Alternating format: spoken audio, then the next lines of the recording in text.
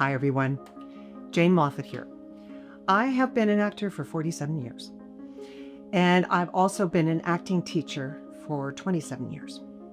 And when I'm not acting, I get to teach. What a gift, because I love working with actors. I'm an actor myself, so I can really understand what it's like when you want to do great work and you fall short. So that's my question to you. Do you think you're falling short? What do I mean by that? Well, are you getting callbacks? Are you booking? When you're about to send your self-tape, are you excited and proud of the work?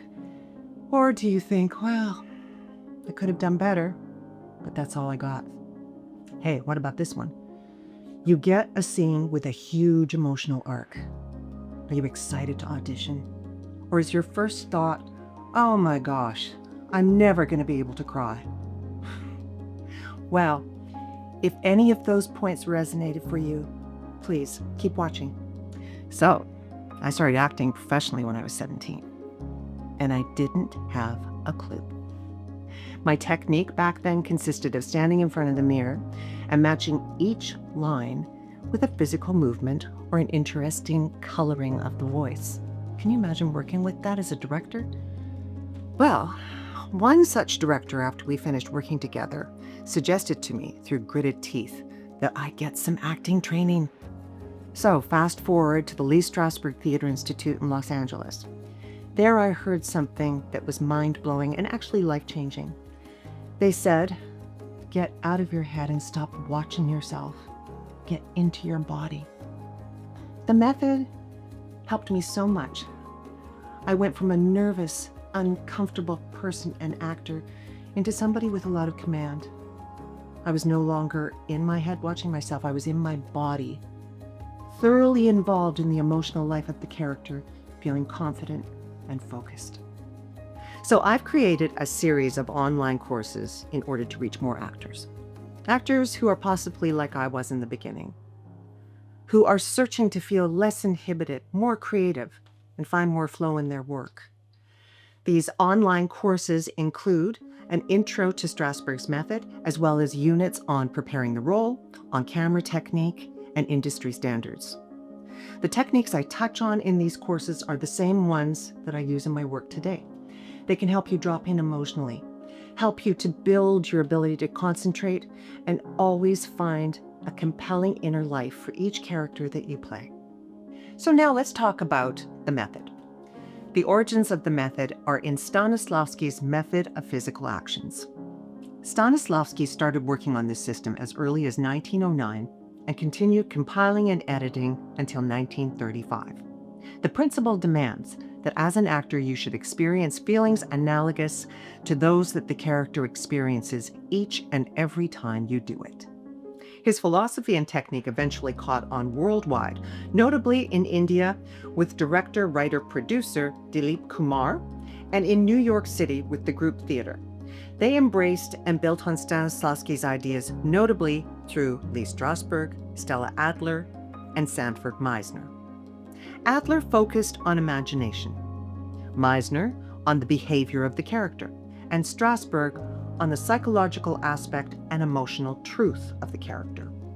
So, for clarity, in acting teaching circles, people call Adler's technique studying Adler, Meisner's technique studying Meisner, and Strasberg's technique studying the method. Here are a few wonderful actors who embody the true nature of the method. Hopefully, seeing this list of talented people helps you understand how effective the method can be for an actor. Now I'd like to talk about some of the method techniques that I teach. It all starts with relaxation. Now, Strasberg thought that relaxation was one of the most important discoveries that Stanislavski ever made, and that is why Strasberg made relaxation the foundation of the method. A lot of acting problems disappear once an actor learns how to properly relax. So what is the relaxation exercise? Well, it is a step-by-step process through which the actor learns to scan for tension and release it. And the issue for actors is most of us carry a great deal of habitual tension. And when we don't address that habitual tension, it actually starts to shut down our instrument. We lose our ability to express emotionally. It can even interrupt your ability to be concentrated and focused. So with this relaxation exercise, over time, it's actually possible to release that habitual tension. And I know from personal experience, when I was 17 and I went to the Lee Strasberg Theater Institute, I was a ball of nerves and anxiety. Why? I was holding my body so tensely because I had a lot to express and I'd never been allowed to do so. When I started doing the relaxation exercise, there was also a huge emotional release. What did this do for me? Well, it gave me back my ability to trust my emotions and trust my impulses. I like to say this exercise gives us back to ourselves. And the good news about doing the relaxation exercise consistently is the process becomes more subtle over time, so that in the middle of a performance, you can actually realize, oh, I might be getting a little tense. And because you've developed a mind-body connection, you can just instruct with the mind to the body to let go, and nobody ever knows. If relaxation is the foundation of the method, then sense memory is the bricks and mortar. What do I mean by sense memory? I'm not talking about an image in your brain. I'm talking about recreating through the 5 senses. We can recreate people, places, objects, entire events. And we can do so in order to allow for specific emotional responses. Now, you might think to yourself, okay, well, that's all fine and well, but if I'm trying to create something from a while ago, I'll never remember the details. Well, here's the thing about sensory stimulus. We store the memory in our subconscious. So when we do the sense memory exercises, it's like we're bypassing the memory in our noisy brain and we're going straight to the response.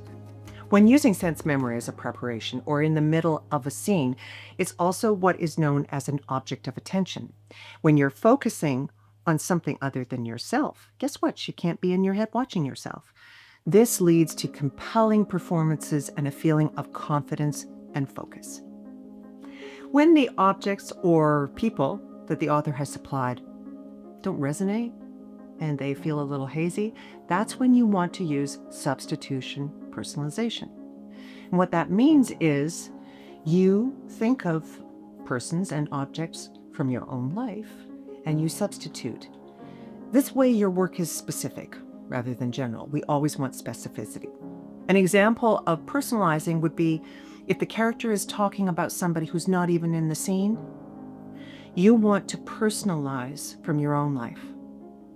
Another example of this would be a substitution. Let's say the character is looking out at a building that they have a rich history with.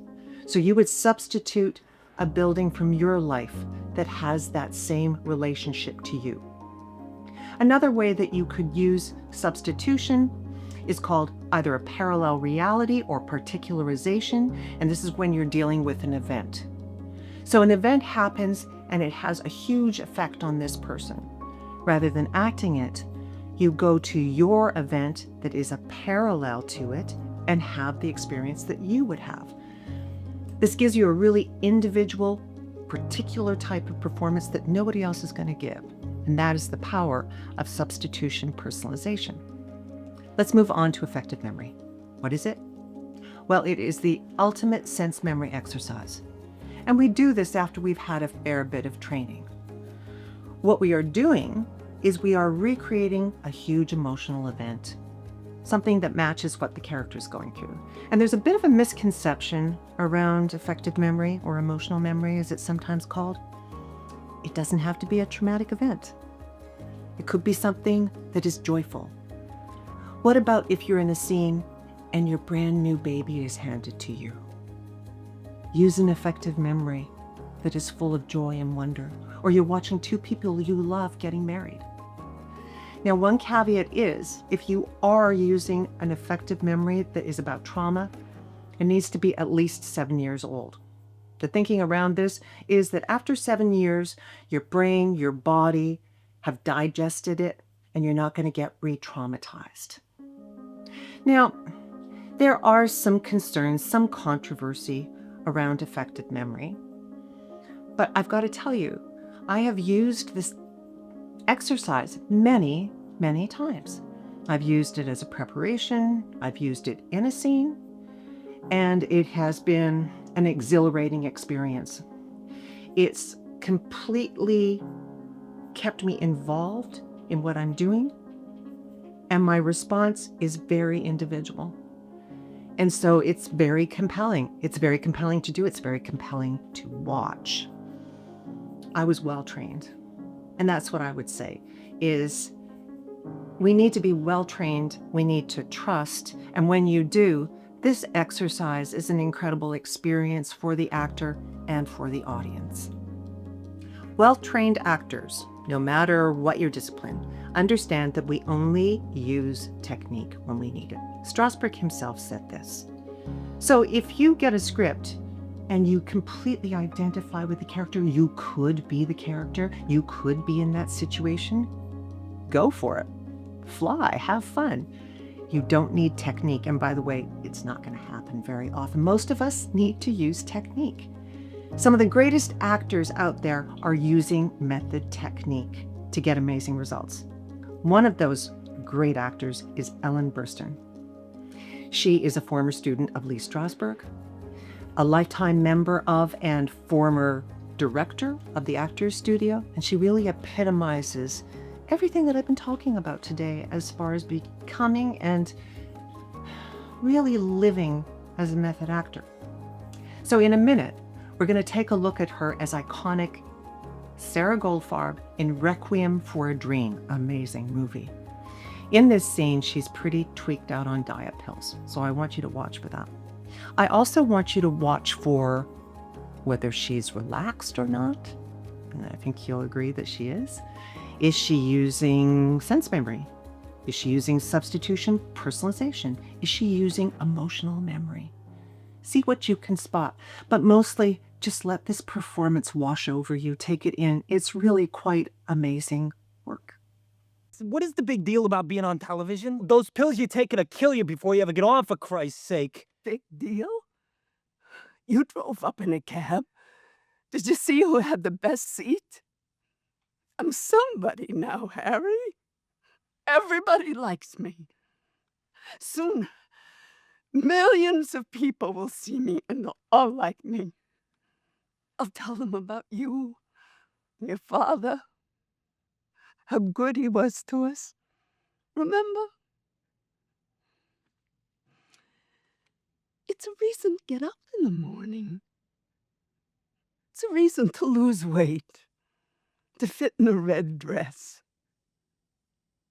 It's a reason to smile. It makes tomorrow all right. What have I got, Harry? Why should I even make the bed or wash the dishes? I do them. But why should I? I'm alone. Your father's gone. You're gone. I got no one to care for. What have I got, Harry?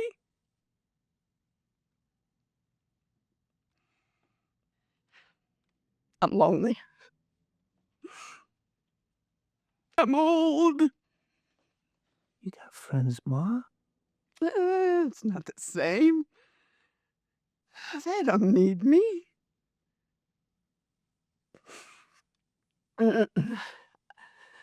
I like the way I feel. I like thinking about the red dress and the television and you and your father. Now when I get the sun, I smile. Pretty amazing work, right?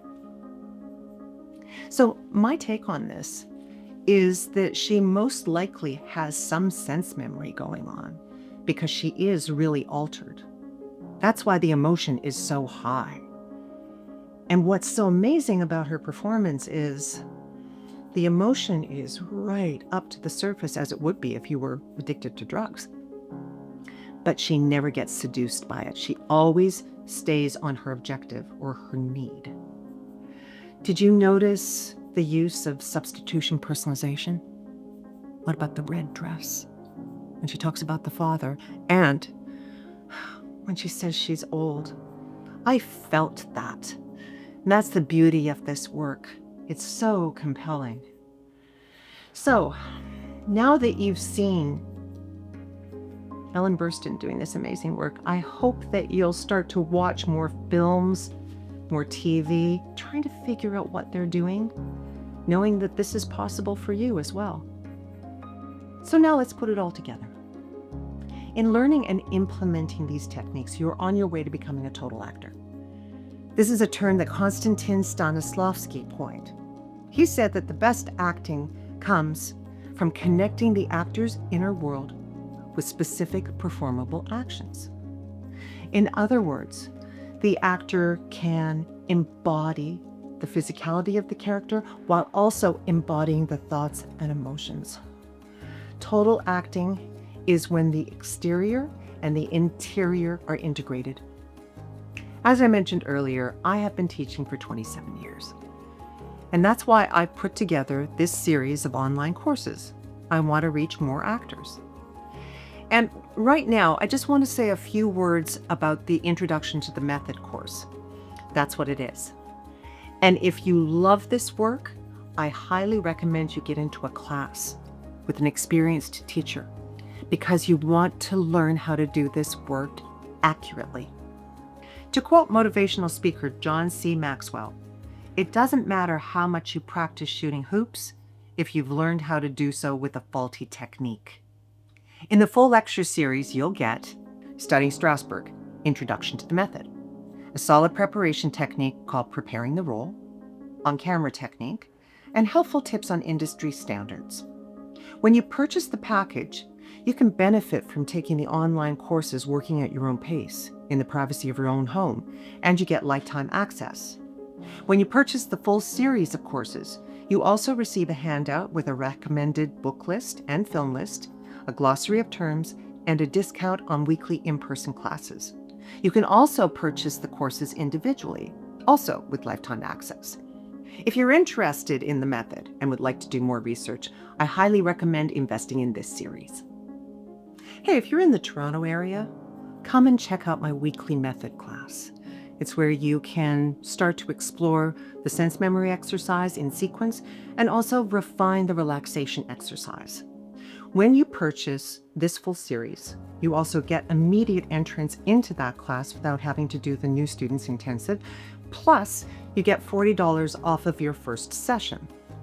On top of working with a teacher who's also a working actor, you get the benefit of working around other actors, which will challenge and ultimately help you to build your ability to concentrate and focus on task.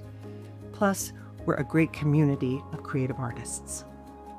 I know when you start using the techniques that I teach, you're going to stop watching yourself. And you're going to become the grounded, unique actor that you are. You're going to start loving the process of creating. So thanks for watching today.